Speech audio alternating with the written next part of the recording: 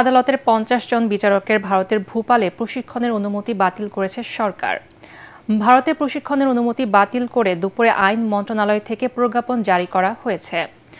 এর আগে ভারতে প্রশিক্ষণের জন্য সহকারী জজ, সিনিয়র সহকারী জজ, যুগ্ম জেলা ও জজ, অতিরিক্ত জেলা ও দায়রা জজ এবং সমপর্যায়ের কর্মকর্তাদের মনোনয়ন দেয় সরকার। এসব বিচার বিভাগীয় কর্মকর্তা আগামী 10 থেকে 20 ফেব্রুয়ারি পর্যন্ত ভারতের ভোপালে প্রশিক্ষণে অংশ নেওয়ার কথা ছিল। এর সকল ব্যয় বহন করার কথা ছিল ভারত সরকারের।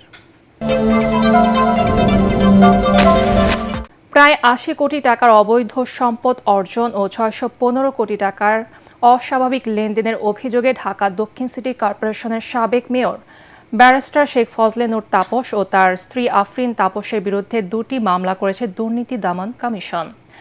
দুদকের ঢাকা সমন্বিত জেলা কার্যালয়ের দুদকের উপপরিচালক মনিরুল ইসলাম বাদী হয়ে মামলা দুটি করেন। মামলার এজাহারে বলা হয়, তাপসের বিরুদ্ধে প্রায় 73 কোটি টাকার অবৈধ সম্পদ, 27 ব্যাংক হিসাবে 538 কোটি টাকা ও 5 লাখ মার্কিন ডলারের বেশি অর্থ সন্দেহজনক লেনদেনের অভিযোগ রয়েছে। এছাড়া তার স্ত্রী আফরিন তাপসের বিরুদ্ধে 6 কোটি 43 লাখ টাকার বেশি অবৈধ সম্পদ, 9টি ব্যাংক হিসাবে 70 কোটি 89 লাখ ও 3,95,000 মার্কিন ডলারের অস্বাভাবিক লেনদেনের অভিযোগ আনা হয়েছে।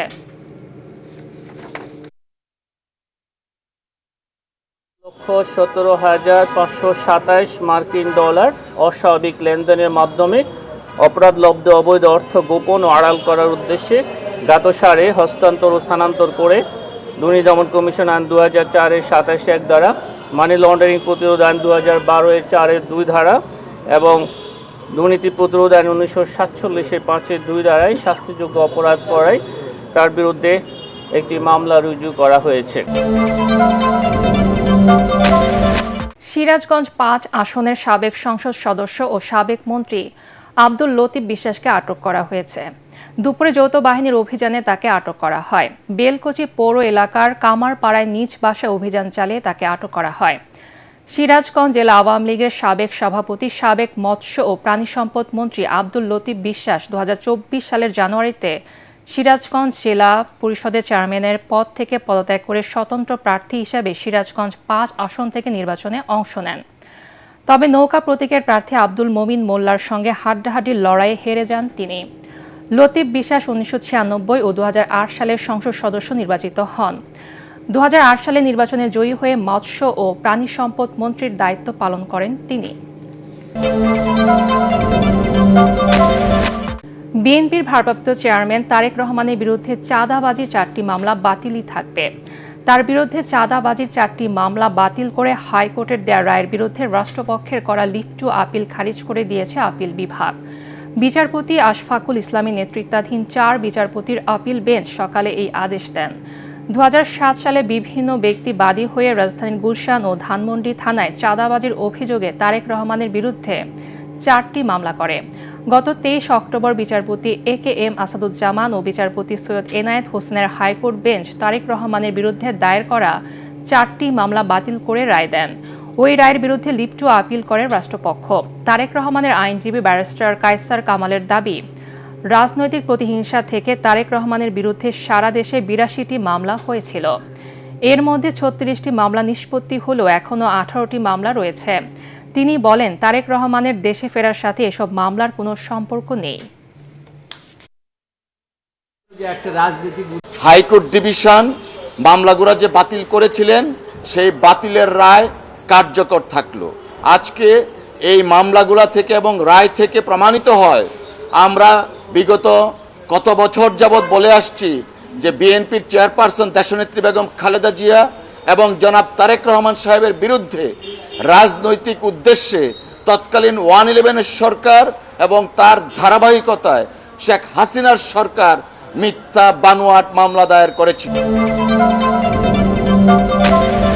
জনগণের ভোটাধিকার ফিরিয়ে দেওয়ার প্রতিশ্রুতি বাস্তবায়নে অটল নির্বাচন কমিশন।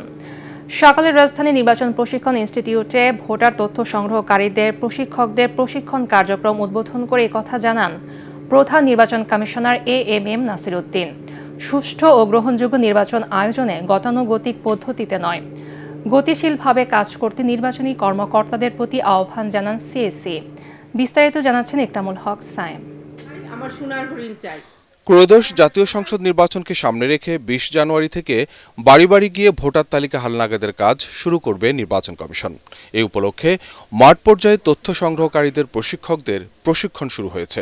এই কার্যক্রমের উদ্বোধন করেন প্রধান নির্বাচন কমিশনার এএমএম নাসির উদ্দিন। অনুষ্ঠানে বক্তব্য রাখেন 4 নির্বাচন কমিশনার। অতীতের নির্বাচনী ব্যবস্থা ও বর্তমান সময়ে জনগণের প্রত্যাশার কথা উঠে আসে তাদের বক্তব্যে। কোথাও কোনো অস্বচ্ছতাকে বরদাস্ত করবেন না, আমরা করব না। আমাদের আসল কাজ করতে হবে আমাদের মূল ভোটার তালিকা নিয়ে, কমপ্লিট ভোটার তালিকা নিয়ে একটা একটা করে তালিকা আমাদেরকে চেক করতে হবে। এবার যে ভুল যাতে না হয় সে ব্যাপারে সর্বত্রভাবে সতর্কতা, ডিউ কেয়ার অ্যান্ড অ্যাটেনশন। ক্রান্তিকালে দায়িত্ব নেওয়ার কথা জানিয়ে কর্মকর্তাদের নিরলসভাবে কাজ করে যাওয়ার আহ্বান জানান সিইসি। আমরাও কিন্তু এই ক্রান্তিকালীন সময়ের একটা নির্বাচন কমিশন, দায়িত্বটা আমাদের দায়িত্ব ছাড়াও মানুষের যে প্রত্যাশা, দেশবাসীর যে প্রত্যাশা এই সরকারের উপরে যেমন খুব বেশি, আমাদের কাছেও এই প্রত্যাশাটা কিন্তু খুব বেশি। গতানুগতিক পন্থায় চিন্তার কোনো সুযোগ নাই এখন। রিফর্মস মানে শুধু রিফর্মস প্রপোজাল নয়, এগ্রিড প্রপোজালগুলো বাস্তবায়নের একটা চেষ্টা সরকারের তরফ থেকে কিন্তু দেখতে পাচ্ছি আমরা। আমাদের এখানের জন্য একটা রিফর্মস কমিশন হয়েছে ইলেকট্রাল প্রসেস রিফর্মের জন্য। তারা কি সুপারিশ দেন আমরা জানি না, তো আমরা ধারণা করছি ওনারা যা সুপারিশ দেবেন তাতেও আমাদের বিধিবিধান আইন কানুনে একটা পরিবর্তন আনতে হবে। যে কোনো পরিস্থিতিতে প্রত্যাশিত নির্বাচন আয়োজনে নিজের দৃঢ় অঙ্গীকার আবারও ব্যক্ত করেন প্রধান নির্বাচন কমিশনার। আমাদের কমিটমেন্ট হচ্ছে, জাতির প্রতি প্রতিশ্রুতি হচ্ছে একটা free, fair and credible election জাতিকে উপহার দেওয়া, যেটা একদিন জাতি বঞ্চিত হয়েছে। 18 কোটি মানুষ যে বঞ্চিত, এই তাদের এই বঞ্চনার দুঃখ তারা বলার জন্য আছে, আমরা আছি। তা আমরা দায়িত্ব নিয়েছি ইনশাল্লাহ তাদের বঞ্চনা যাতে আমরা ঘুষাইতে পারি। তারা যে বঞ্চিত হয়েছে এতদিন, সেটা সেই ভোটের অধিকার থেকে বঞ্চিত হয়েছে, সেটা আমরা ঘুষাতে চাই।